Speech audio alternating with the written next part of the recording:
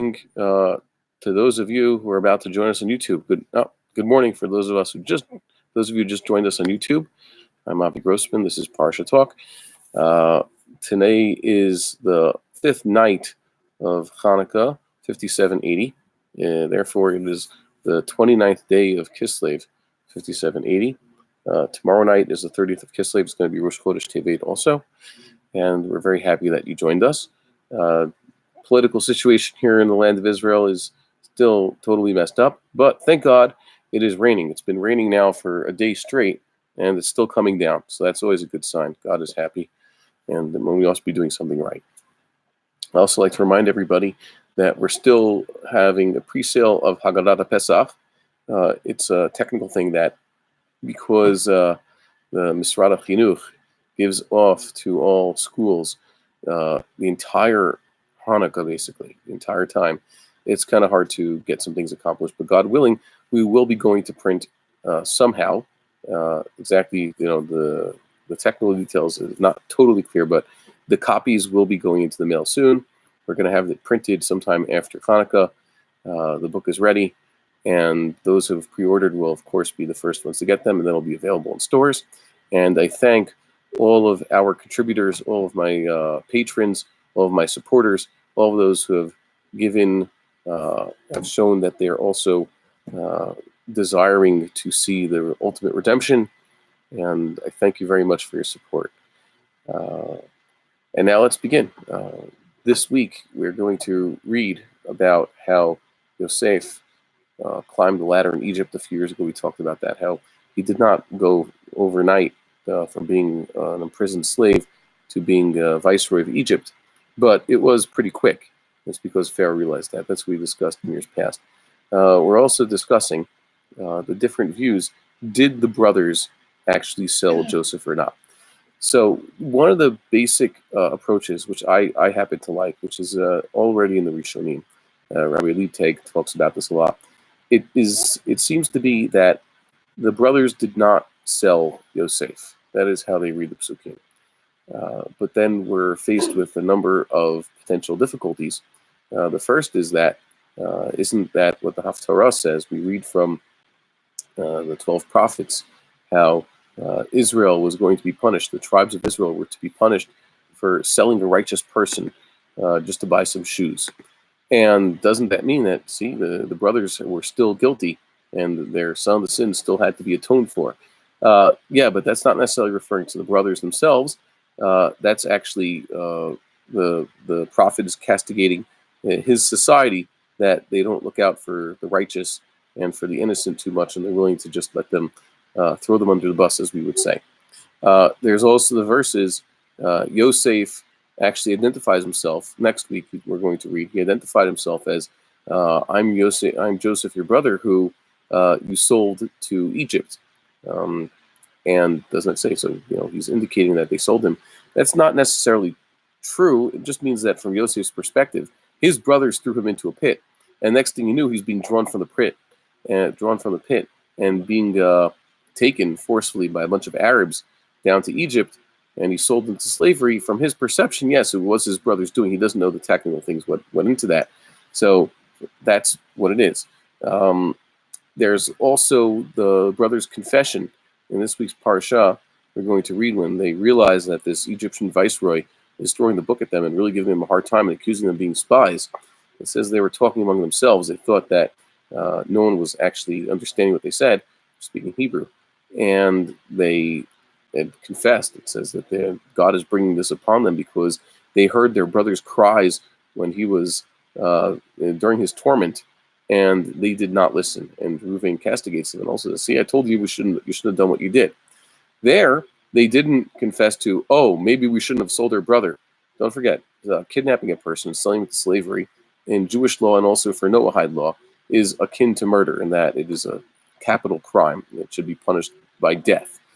The brothers did not confess or admit to having kidnapped and sold their brother. They confessed to just turning a blind eye to him. Years past, we mentioned that this is actually the lesson of the story of how Joseph met someone along the way, and He actually was looking, where are my brothers? And he spoke to this person, I got to find them. They're not here. So he went somewhere else and he actually found them. And that's in contrast to the brothers who actually didn't care. Why? Because the Torah testifies that Reuven did not intend any harm for Yosef. He was just trying to buy some time so he could rescue Yosef from the other brothers who were actually plotting to kill him.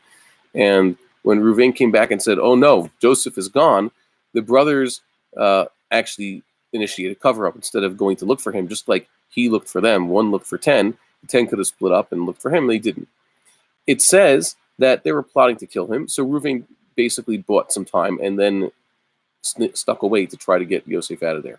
Meanwhile, the verse says that Yehuda, that would be Judah, came up with the idea and said, well, why should we just kill him? And we're not going to gain anything from that. We might as well sell him into slavery, get rid of him, and get some money. And it says that the brothers accepted his proposal. Now, if the brothers did not actually sell him, why would the Torah include this detail? Remember, they probably were speaking a lot. It only includes the very necessary details. Judah suggested selling him into slavery, and the brothers accepted this idea. It must be that this detail is included because that is what the brothers did, and this supports the position that the brothers indeed were the ones who sold him. On the other hand, if we are to say that the brothers did not sell Joseph, it means here that we hear of Judah's proposal and the fact that the brothers accepted it because, and this is a Breslov Torah I got to hear last week, it's because we are seeing the contrast. Judah, if he's able to talk his brothers out of killing Joseph, he should have gone even farther and said, let's talk this out, let's try to find the solution, not, okay, we're not going to kill him, so we'll kidnap him and sell him to slavery. That's not good, that's not a solution. He should have tried to suggest something else. And by the way, this furthers the point that we just said. The Judah should have perhaps shown a little bit more care. The brothers' actions are contrasted with that of Joseph. Joseph was always trying to act brotherly, even if he did not. He was slandering his brothers, etc. But he did not consciously want to do them harm. The brothers should have realized that.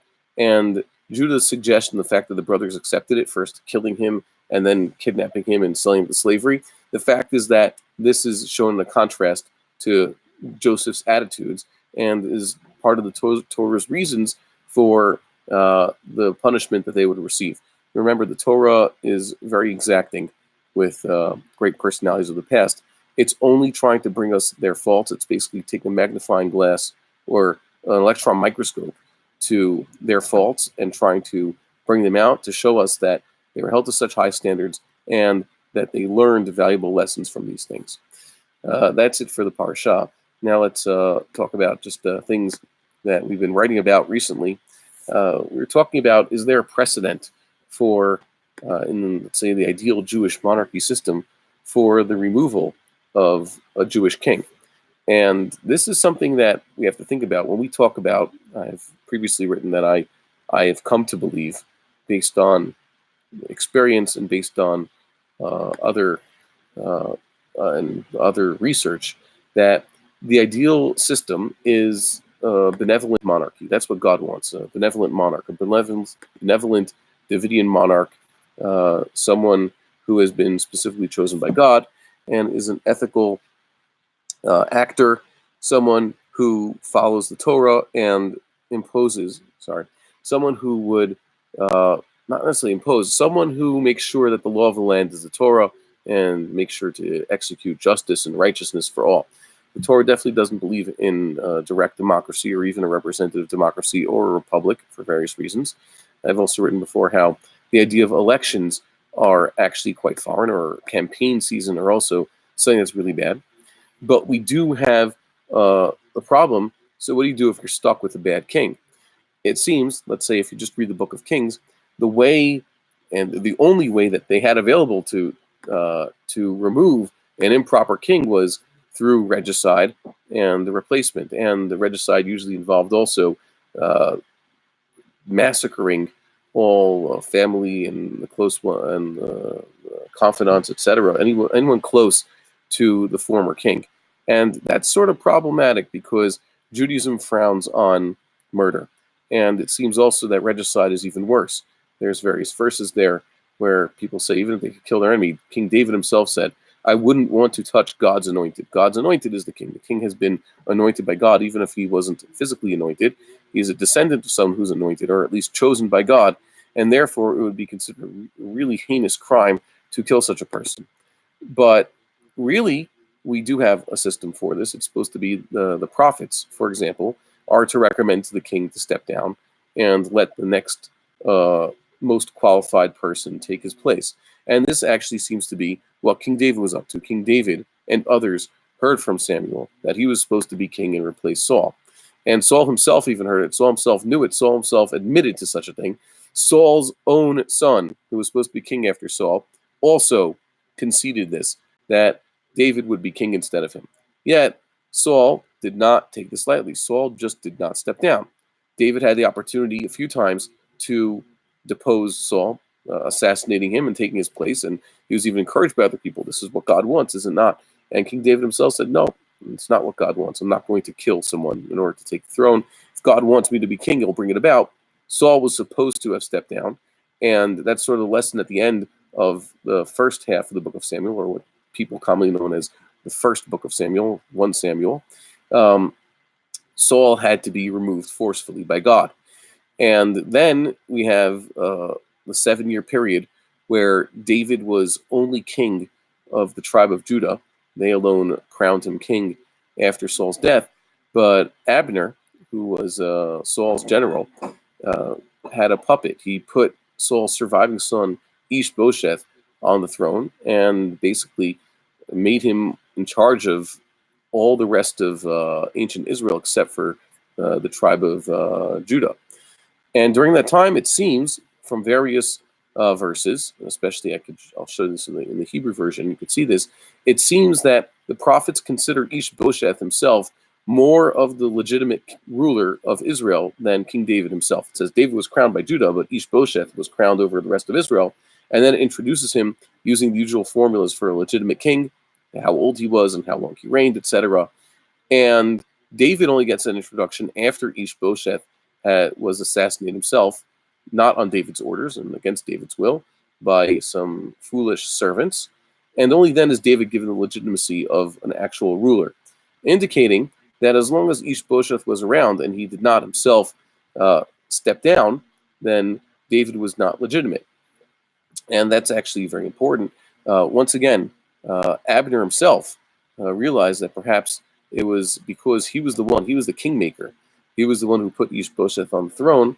Perhaps it would also be up to him to negotiate a removal. And that's what Abner actually began to do. Abner had no intention of killing Ishbosheth. He actually wanted to negotiate something with David to make David king. And perhaps Ishbosheth himself would have eventually conceded. But before we could have this peaceful transfer of power, the first peaceful transfer of power, monarchical power in our history, like I said, Ishbosheth was assassinated to David's chagrin, and his assassins were punished, of course, and that's why he became king. So too, when Jeroboam was supposed to become king of the 10 tribes after Solomon's death, that was supposed to be peaceful. And when Solomon's son actually was going to initiate a war, it says he gathered up all of the house of Judah and Benjamin, that is the loyal tribes, to fight against the other tribes in order to restore his united monarchy. The prophet came and told him, no, this is God's will, let it be. And indeed, they never had a major war until about 2 decades later. They had some border skirmishes, but which eventually erupted into a major war, as described in Chronicles in the times of King Aviah, who was Solomon's grandson already, against Jeroboam. But they never fought this. This was a peaceful transfer of power. The prophets had recommended it. They said God had ordained that Solomon's heir be deposed, someone else should go on the throne, and that's the way it should be. And if we have the example of the other subsequent dynasties, all of those usurpers, for example, Baasha killed Jeroboam's grandson, and Baasha's own son, Elah, was assassinated by Zimri, and who took over the kingdom. In all these cases, this was not with God's express command. It was not allowed. The prophets didn't direct anybody to do such a thing, and we cannot say that was legitimate. That was regicide.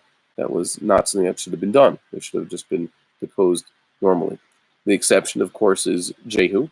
Jehu, who was anointed by the prophets to eliminate the house of Ahab and Omri. He was told explicitly to kill all of them, so he did so. There was not to be a peaceful transfer of power. And then, if we continue reading that book, we see that there were other dynasties that came after Jehu's dynasty, which was the longest one. 5 kings of his family sat on the throne of Israel for more than a century. But then there's a series of assassinations. One king takes over from the next by, once again, through assassination. None of those were ordained by God. So we cannot say that that's an example. But we have an even better example. It says the good king Uzziah, also known as Azariah. I believe that when they refer to him as Uzziah, that's because there was also a high priest at the time called Azariah. And in this episode that we read about, the king actually confronted the high priest. So the king is referred to as Uzziah in order to distinguish him from the high priest Azariah. And it says that the good king Uzziah eventually became too arrogant. He had too many military victories. A lot of good happened in his days. And he declared himself fit to enter the temple and offer the incense, harking back to Korach's party, who believed that they were also qualified for the priesthood, and they also wanted to take the opportunity to offer the incense. Apparently, more than any other sacrifice, offering the incense is considered a special privilege. I would suggest because it's the least messy of all the other sacrifices. The other sacrifices involve quite a lot of blood, slaughtering large animals and their entrails and all that, whereas incense is quite simple. It's just one shovel full of coals and a handful of spices, and it's considered a more refined form of service that's limited to the priest. It's also done on a golden altar, a small golden altar, which is basically a nice table, whereas not I wouldn't say the crude, but the large altar that stood in the temple courtyard was a lot harder to handle. So King Uzziah basically took this privilege upon himself, and it says that the high priest and 80 other priests tried to block his way, and they even rebuked him, and they referred to him by his name. Maimonides rules based on the Gemara and Sanhedrin, that is, everybody has to give the king great respect. And in biblical times, just like they called him Moshe Rabbeinu, they used to call him Adoni HaMelech, my Lord the King. And it is the king who is referred to everybody without exception, by their name. Even a great, let's say the prophet himself, he's supposed to refer to the prophet by his name, and that's it, to show his authority. So they referred to Uzziah by his name and said, you better not come in here, you can't. This is only for Aaronite priests. And he insisted. Suddenly, he received the mark, the tzara'at, which is used to be translated as leprosy, but it's not, a big white spot on his forehead. And he himself realized that he had done wrong, and the priests rushed him down there, and he himself rushed out of there, and that was it. He stood down. And it says, for the rest of his life, he lived in his vacation house outside Jerusalem, a mitzorah. Mitzorah is someone who's been ritually impurified because of these spots in his skin, and he never came back to Jerusalem. And his son Yotam became regent. The word there is shofet, because as we pointed out before, someone who is the ruler of the Jews, but is not a king, but a crowned king, and he is not a prophet, is called a shofet. And that's what Jotham was the entire time his father was still alive, but out of power. And this basically shows that the king could have perhaps didn't have to relinquish power. And the king could have purified himself like any other mitzorah could have done. There's actually a procedure. And a person's only declared, by the way, impure if he volunteers to go to the priest for diagnosis. And then the priest quarantines him. And then eventually, if it doesn't go away, the priest pronounces him impure. And then he has a whole process to go through. And eventually, it's supposed to go away. And he's supposed to return to action. This is an example of Uzziah basically acknowledging that he had done wrong. He had overstepped his bounds. And that God had intervened to tell him, you have to step down now. And the next man qualified for the job, who happened to be his son, took his place. And that's how that's a biblical precedent for how future kings are supposed to act. We should have a benevolent Davidian monarchical dictator in charge who's supposed to know when he has perhaps overstepped his bound, usually with prophetic guidance, and he's supposed to step down at that point. Who takes over? If his son is qualified, his son. And if none of his sons are qualified, then the nearest male relative, descendant of his father. And if not, like any other inheritance, like we look back a generation and we see perhaps their cousins, third cousins, fourth cousins, etc. The first man who is in that line of primogeniture, who is qualified to be king, gets to be king. That is all we have for today. I'd like to thank you. Don't forget, like, share, subscribe, go to the Patreon page, go to the GoFundMe page. We still need a little bit more to get the Haggadah going. Don't forget to order Haggadah Pesach. Share this with your friends, and God willing, we'll see you on Passover this year in Jerusalem.